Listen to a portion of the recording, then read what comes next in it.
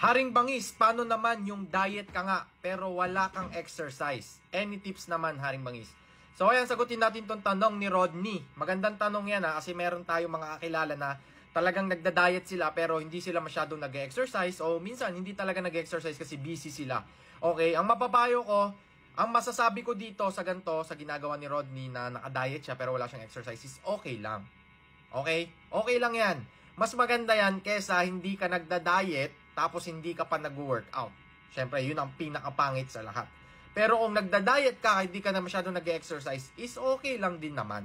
Pero siyempre, mas maganda kung sasabayan mo siya ng workout. Okay? At saka depende. Okay? Depende talaga yan eh. Depende sa lahat eh. Kung meron kang goal, gusto mo magpaganda ng katawan, siyempre, kailangan mo mag-workout para lumaki yung mga muscle mo. And syempre, mas lumakas yung katawan mo. Pero kung talagang wala kang time, okay? Wala kang time, busy ka talaga, businessman ka, sobrang hectic ng schedule mo. Pero kasi minsan, hindi rin ako naniniwala dyan sa ganyan eh. Kasi meron akong mga kakilala na talagang sobrang busy nila, pero nakakapag-exercise pa rin sila eh.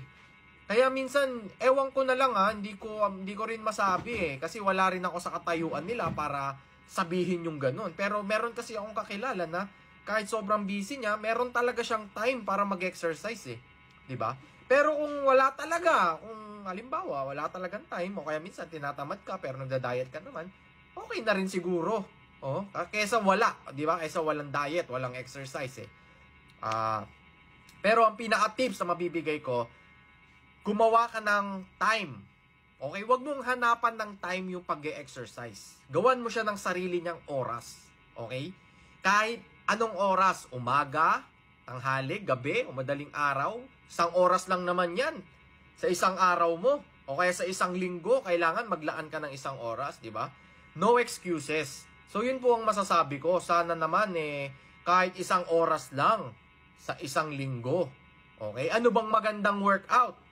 Kung halimbawa, isang oras lang ako sa isang linggo makapag-exercise. Ang mapapayo ko po dyan, gawin mo whole body workout. Okay? Kahit tig-isang set lang. Halimbawa, shoulder ka, isang set dyan. Chest, isang set din yan. I mean, isang workout sa chest, isang workout sa shoulder, isang workout sa legs. Whole body. Okay? Isang oras pagkasyahin mo, kaya yan. Tapos, siguro cardio ka ng kalahating oras. Yun ang pinakamaipapayo ko. The fuck? So, yun po ang mapapayo ko. Gawan mo ng oras ang pag-exercise. Tapos, naka-diet ka, syempre, mas maganda yan. Kasi importante rin talaga na nag-exercise tayo para hindi manghina yung katawan natin, hindi manghina yung immune system natin. Okay? Exercise talaga. So, yun lang. Sana nasagot kita, Rodney, at nakapagbigay ako ng magandang payo sa'yo.